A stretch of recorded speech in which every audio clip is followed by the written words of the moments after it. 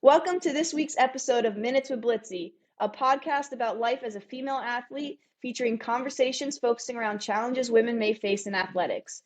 Episodes will feature guest athletes and women who work in sports. Hi, everybody. Welcome back to this week's episode.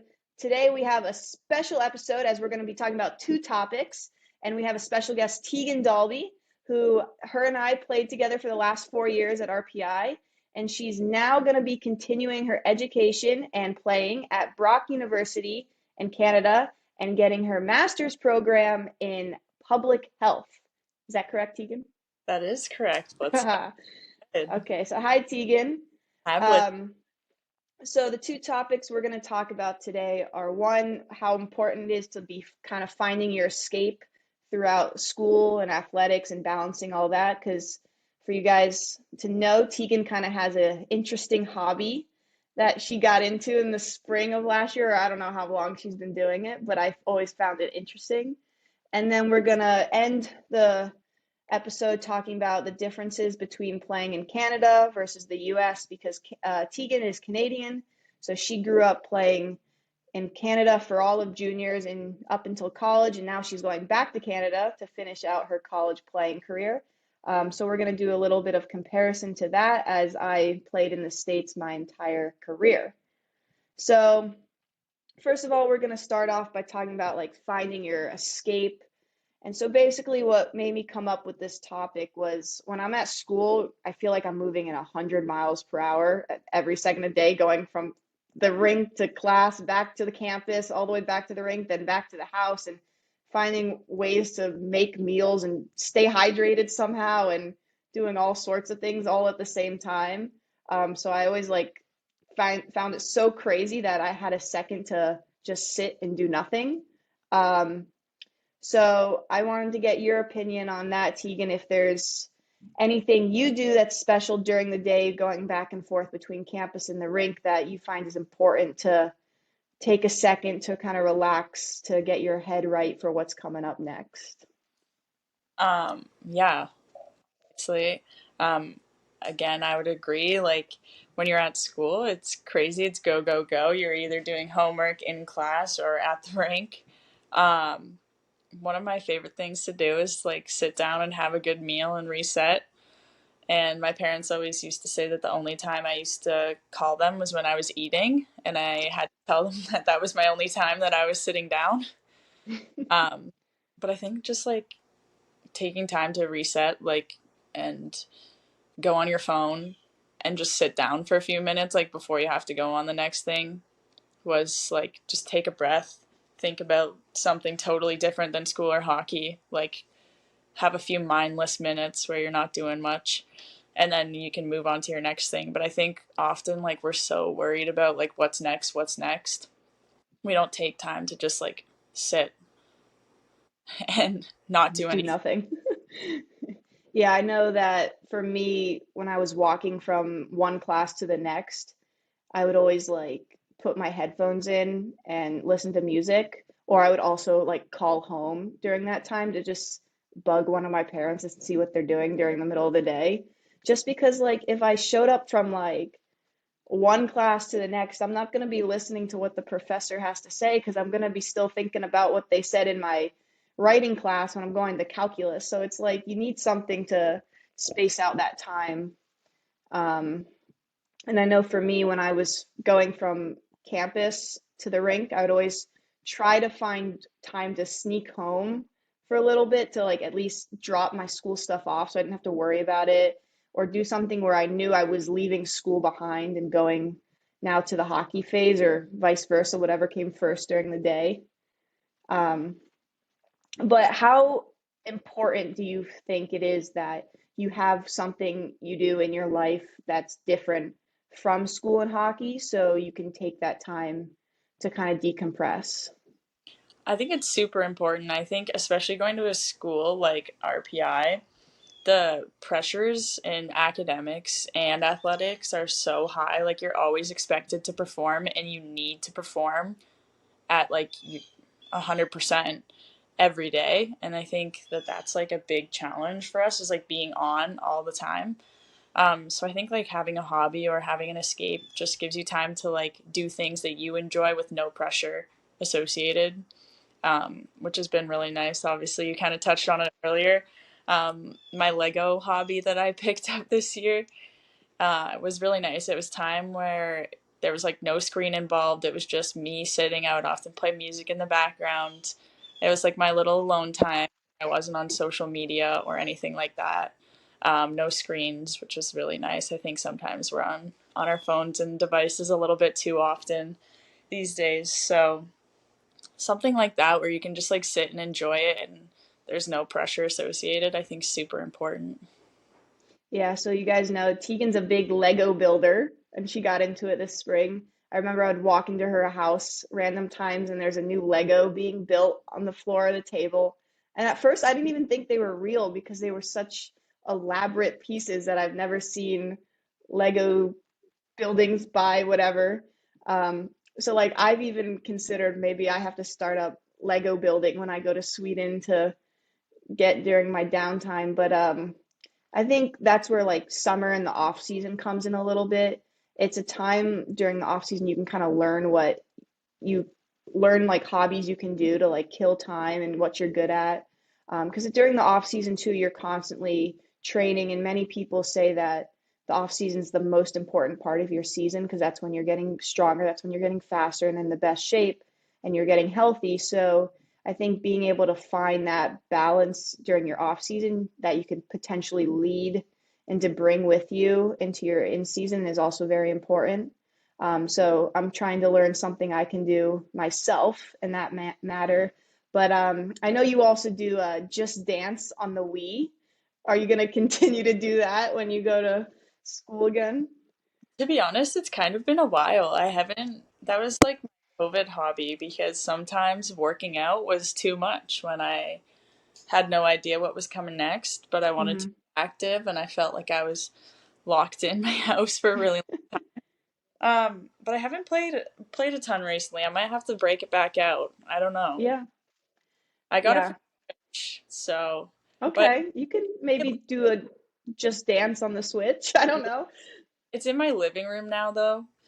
So I feel like that might be a lot for my parents if I'm Mm, just dancing in the living room all the time, but you never know. yeah. Yeah, I just got a Switch 2 this past year, and honestly, that was fun to kind of come home from practice and play a few rounds of Mario Kart before having to dive back into doing some homework or get back into doing practice just to take some time off. I know for me, especially like having some downtime, I'm a big TV person, as you know, Tegan. So I would find it important to get at least an episode, a 20-minute episode in every night before going to bed just to kind of decompress and push everything of the day away, just so I can go to bed not thinking about hockey, not thinking about what comes next in school. And this way I could think about, what happened on the Friends episode I've watched for the 10th time. So it was just a little way for me to decompress a little bit. And everyone has their own thing, so it's important that you can just find what works for you. And it takes time to try a bunch of different things out. And so now I think is a good time to just pop over to our second topic, kind of talking about the different playing experiences and training that you've had in Canada.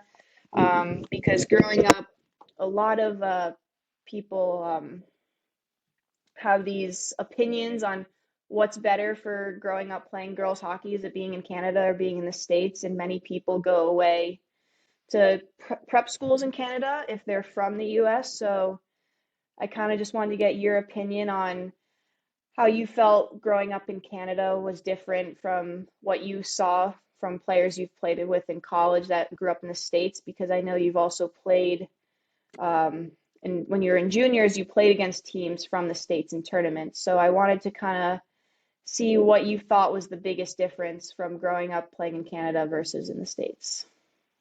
I think there's like advantages and disadvantages to both. Um, like obviously growing up where I live in Burlington, like we have like the Golden Horseshoe area, which is like Toronto to Niagara Falls. Hmm. Tons of like female hockey around here. It's like every 15 minutes you go, there's a different club. Right. So super beneficial growing up. Like there's lots of girls, which means there's lots of competition. You don't have to travel too much when you're young, which is really nice. Um, but then like when you get to junior, like we only practiced twice a week in junior and played twice a week. So Okay. that was like a big adjustment going to school, being on the ice 6 times a week. And I know like girls in the States often do that at prep school. Um, so that was kind of an adjustment period. Um, but it was really nice, honestly. Like practicing twice a week in high school, like you still get to do other sports, have like a social life, do your schoolwork. Like it didn't get too crazy, too young, which was really nice. But yeah, like this area is kind of like a hot spot for women's hockey, which was like really nice. Obviously, really worked out for me, but Yeah, I mean, I think that was like kind of what the biggest difference I had. Like I grew up in a place on the East Coast, southern side of the states where hockey's not as big as it is where you are. I mean, it's growing. But when I was growing up playing juniors, there was really only one women's program in the area. And if I didn't play there, I would have to have gone away to prep school. And I think since we were the only program, we were skating and practicing pretty much every day. But we were also having to travel across the country to Canada all the time because we don't have teams in our backyard like you do. But for me, I always felt that in Canada, some of the players always had uh, were faster, had better shooting ability, stick handling. I don't know. I don't know if you felt that way, if there was a big difference that you saw when in comparison to like players you grew up with and then players you saw from teams on the States. I don't know if you felt that or what. I found like I'm just kind of thinking of like tournaments we played where we would play against teams from the States. Like depending on where they were from, some of them were like small, quick, and like had good hands. Um, I feel like our league here is a lot more physical. So we would go play like some of those American teams, and we would end up with a lot of penalties. But it's pretty common here to be like pretty physical. And then again, like I think when you have such a high concentration of women's hockey players in an area, like your teams when you get to junior are pretty strong because there's only like I don't even know, maybe 20 teams in the PW. Okay. So, and you have like a bunch of minor hockey clubs in this area. Yeah. So the best players ultimately go to the clubs with the good junior teams. And so, I mean, you're going to have a good pick of players, which was nice. But yeah, I don't know. I feel like some teams valued different things. Like you would play some teams where like they only had one star player and they would go to them like every single play in the game. Um, Right. and I feel like here, like it's not as common. I think teams tend to be more well rounded, at least when you get to older age groups. Yeah. Makes sense. You have more, I feel like you have more of a development process from younger age to up to your junior programs. And so now, since you're going back to a Canadian university, you just spent 4 years at an American university. What do you think is going to be the biggest difference for like hockey wise, like schedule, anything like that? Um, I think, to be honest, like I think Canada's kind of following the NCAA model, and they're Hmm. starting to invest a lot more into athletics here. But here, like academics really come first. Right. So I think it's going to be really important, especially in a master's program, um, to really focus on my academics. And like, you can't get athletic scholarships at a lot of places here. If you can, they're not big at all. So Right. um, it's kind of more academic and stuff like that. So, but like schedule wise, like I mean, our games are kind of all over the place. We don't really have a set schedule, which I think is going to be kind of interesting for me. Like, I'm really used to after, well, 3 years, I guess, of hockey, like the Friday, Saturday. Right. And we won't play a lot of Friday, Saturdays. We kind of have like our games spread out, which will be interesting. Um, like we might play like a Thursday, Saturday, or like a Tuesday, Friday. So we'll have to see. I don't know. I mean, It'll it's gonna be a cool new experience. I think like if you went anywhere, I think it would be interesting to see how, the teams vary and how the schedule works and all that. yeah. But I think like Canadian university, it's kind of weird. You would think Canadian schools there's more hockey programs at Canadian schools than there are in the States, but it's kind of the opposite. But I feel like the Canadian programs are growing, and we see like a lot of the Canadian players getting picked up in the pro leagues now, going over to Europe. So I think it's a big growing thing. So hopefully athletics keep going on the right track with that. Um, but yeah, Tegan, that's kind of all I have for you. So everybody, we want to thank Tegan and wish her the best of luck at Brock University next year. So make sure you guys all follow her. Tegan, what number are you wearing next year? Okay, this is a great question. You don't know So yet? we got sent a list of numbers Okay. and they have 23. So I picked 23 to keep it, but I haven't gotten confirmation yet It's because gonna be a everyone surprise. like a list of three numbers. So Uh-huh. fingers crossed, hopefully 23. Okay, well, I'm wearing 29, so I have another new number coming up. Fun. So make sure everyone watches Tegan Dalby at Brock University, hopefully wearing number 23, but we'll see. And Tegan, thank you very much for joining us today. And thanks for listening, everybody. Let me know what else you guys want to hear about, and we'll see you next time. Thanks for having me, Blitzy. Of course.